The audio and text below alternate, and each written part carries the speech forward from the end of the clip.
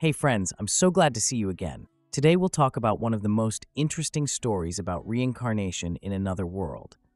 One where every episode brings new emotions, small surprises, and tiny steps towards something greater. If you enjoy stories filled with awkward moments, genuine efforts, and characters who are willing to do whatever it takes to achieve their goals, then you're definitely in the right place. Sit back, relax, and enjoy the ride. A mighty but lonely king suddenly finds himself in a new world, reborn as a baby boy in a modest family. In his past life, he was a ruthless ruler, handsome, charismatic, and merciless. His army conquered entire cities, and hundreds of combat aircraft struck fear into enemies. Yet, despite his power and strength, his life was empty and solitary.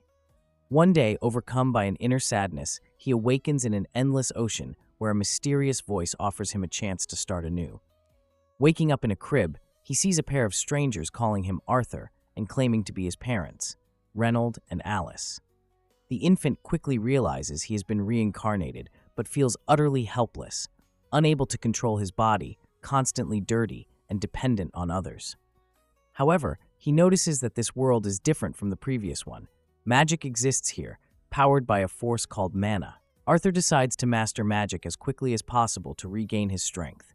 He reads books, explores the world around him, and learns that he lives in the human kingdom of Sabine, one of 3 kingdoms on the continent of Daikatem.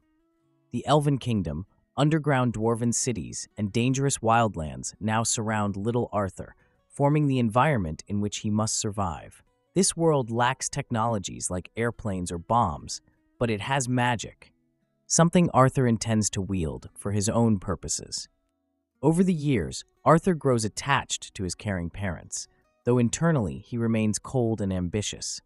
He learns to control mana, drawing on knowledge from his past life, where such energy was called ki. One day, while attempting to channel too much mana, he triggers a powerful explosion that destroys half of their home. Fortunately, his parents save him, proving their love and willingness to risk everything for him. This event becomes a turning point for Arthur. For the first time in his life, he encounters emotions he cannot explain through books or logic. Now he has a family that protects him, and although he still craves power, something new begins to awaken within his heart, perhaps even love. He starts valuing moments once inaccessible to him: warm dinners, bedtime kisses, walks with his father, who teaches him about the world and the basics of magic. Arthur realizes that this new life is a chance to become someone different. But can he truly abandon his nature and change? Or will he choose the path of power again, even if it leads back to loneliness? Soldiers bring an emissary before King Grey and his council, accusing him of attempting to assassinate the monarch. The emissary confesses but pleads for mercy, begging them to spare his family. The council refuses. The king personally executes to demonstrate the strength of the law. This cruelty will later echo in the thoughts of the main character. 4-year-old Arthur receives a pair of combat gloves from his father, beginning his training. But the boy prefers a wooden sword. During a practice session, he shows great potential by defeating even Reinhold's magically enhanced weapon. His father wants to send him away for further education, but his mother, Alice, strongly opposes the idea. To find a compromise, Arthur suggests joining a group of adventurers called Twin Horse to train alongside them. The group consists of Adam Crunch, a warrior mage, Angela Rose, a mighty fighter, Dorden Walker, a gentle giant, Jasmine Flamesh, a mysterious sorceress, and Helen Shard, an elven archer. They travel by wagons toward the city of Cyrus.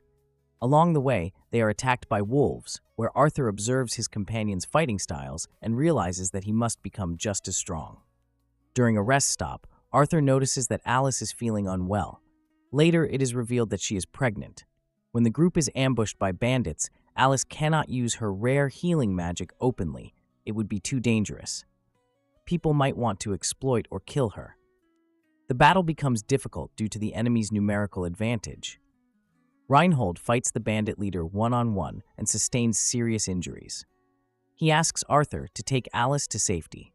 Arthur recalls the emissary and understands the true value of his own family. As they flee, a bandit mage attacks from the mountains. Arthur pushes Alice out of the spell's path, but falls off a cliff himself. Before plummeting, he throws a knife at the mage, hitting him in the leg and pulls him down with him. Everyone tries to save the boy, but they're too late. Arthur falls in silence among the rocks, reflecting on life, sacrifice, and love. Instead of fear, he feels peace. Surprisingly, he survives the fall and wakes up in a forest. From the darkness emerges a black bull with red eyes who recognizes him and greets him. Thanks for watching. If you had fun, don't forget to leave a like. See you in the next video.